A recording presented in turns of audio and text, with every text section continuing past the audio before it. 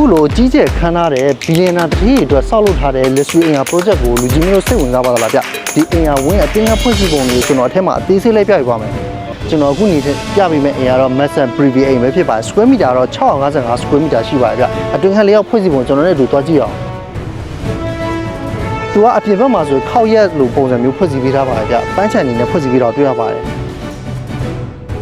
ဗျဒီဒါဝင်လာခြင်းမှာရှိတဲ့ဒါ living room area ပဲဖြစ်ပါတယ်အထူးသဖြင့်ဧည့်သည်လာရင်တော့ဒီမှာခဏခဏဆောက်ရတဲ့အနေနဲ့သူကဖွင့်စီပေးတာကိုတွေ့ရပါတယ်ဗျအတွင်းခန်းလေးရောက်တော့ကြည့်အောင်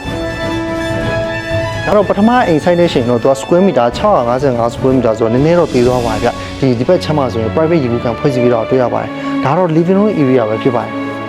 ပြီးတော့ね dining room kitchen ကိုသူကတစ်ဆက်တည်းဖွင့်စီပေးတာကိုတွေ့ရပါတယ်ဗျစီလင်းကလည်းတော်တော်လေးမြင့်ပါတယ်အခြားလေးအောက်လို့တော့ကြည့်အောင်ဒီဘက်ချမ်းမှာဆိုရင်ဒါကားပါကင်သွားလို့ရတဲ့နေရာပဲဖြစ်ပါတယ်ဗျဒီမှာဆိုရင်တော့ electrical room အခန်းပဲဖြစ်ပါတယ်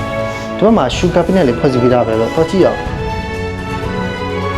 တော်တော်လေးလောက်ပါတယ်ဗျဒီဘက်ချမ်းမှာအခန်းကြီးဖွဲ့စည်းပုံလေးရှိပါသေးဗျဒါကတော့ fauna room ပဲဖြစ်ပါတယ်ဒီထဲမှာဆိုရင်တော့ဒါကတော့အထက်တိုင်းကိုသွားလို့ရတဲ့ private elevator ပဲဖြစ်ပါတယ်ဒီဘက်ချမ်းလေးအောင်တော့ကြည့်အောင်ဒါတော့ master bedroom အိတ်ခမ်းပဲဖြစ်ပါ master bedroom အိတ်ခမ်းဖြစ်လို့ကြောင့်မို့ကဲမှာဆိုရင်တော့ဒီရှုခန်းဖွဲ့စည်းပေးထားပါဗျာသွားကြည့်အောင် wow ဒီမှာတော်တော်လေးကျေပါလေဗျာဒါကတော့ closet ရှိမယ်ဒီဘက်ချမ်းမှာဆိုရင်တော့ဒါ bathroom ရေချိုးခန်းပဲဖြစ်ပါတယ်ဒီအိမ်ရဲ့ထူးခြားချက်ကအတွင်းခန်းလေးအောင်ဖွဲ့စည်းပုံဗျာတော်တော်လေးကျေအောင်တွေ့ရပါတယ်ဗျာဒီရဲ့ living room ရဲ့အနောက်ဘက်ချမ်းမှာဆိုရင်တော့ kitchen ဖွဲ့စည်းပေးတာကိုတွေ့ရပါတယ်ဒါကတော့ kitchen area ပဲဖြစ်ပါတယ်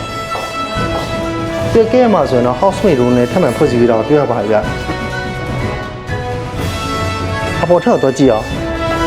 ဒီအပေါ်ထပ်မှာဆိုရင်မသွားခင်မှာဆိုဒီအောက်မှာဆိုရင်တော့ private လေးဖွဲ့စည်းပေးတာတွေ့ရပါတယ်အထက်တိုင်းသွားလို့ရတဲ့ဓာတ်လီကာပဲဖြစ်ပါတယ်ဗျ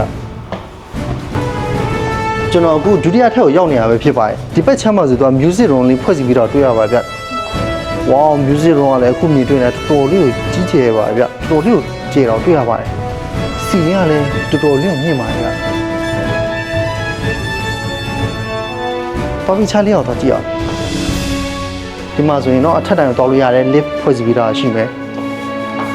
သူ့ရဲ့ view ကဆိုရင်တော့ဒီ living room မြင်ရတဲ့ view ကိုတွေ့ရမှာဗျ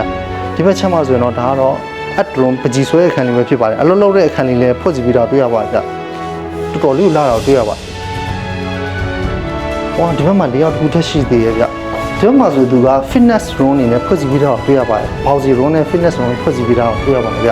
ဒီကဲမှာဆိုရင်တော့ဒီချူကန်တစ်ခါထပ်မှဖွဲ့စည်းပေးတာတွေ့ရပါတယ်သွားပြီးတော့အပေါ်ထပ်သွားကြည့်အောင်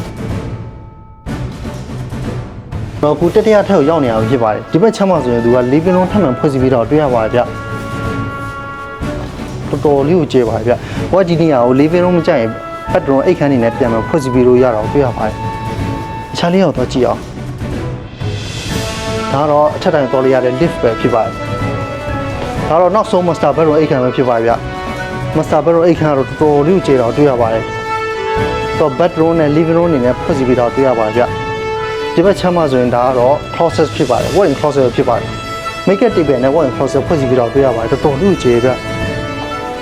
ကတော့နောက်ဆုံးရေချိုးခန်း bedroom ပဲဖြစ်ပါတယ်ဗျတော့ဒီ luxury အင်အား project ကိုစိတ်ဝင်စားလို့ဖြစ်ဖြစ်လူကိုယ်တိုင်လာကြည့်ရှင်လည်းဖြစ်ဖြစ်အောက်မှာပေးထားတဲ့ Viber နဲ့ဖုန်းနံပါတ်မှာဆက်သွယ်မြဲစုံစမ်းနေပါတယ်ထိုင်းနိုင်ငံမှာရှိတဲ့ကွန်ဒိုနဲ့လုံးချင်းဝင်မယ်ဆိုတော့ GIG Thai House Space ကိုဆက်သွယ်မြဲစုံစမ်းနေပါတယ်အားလုံးကိုကျေးဇူးတင်ပါတယ်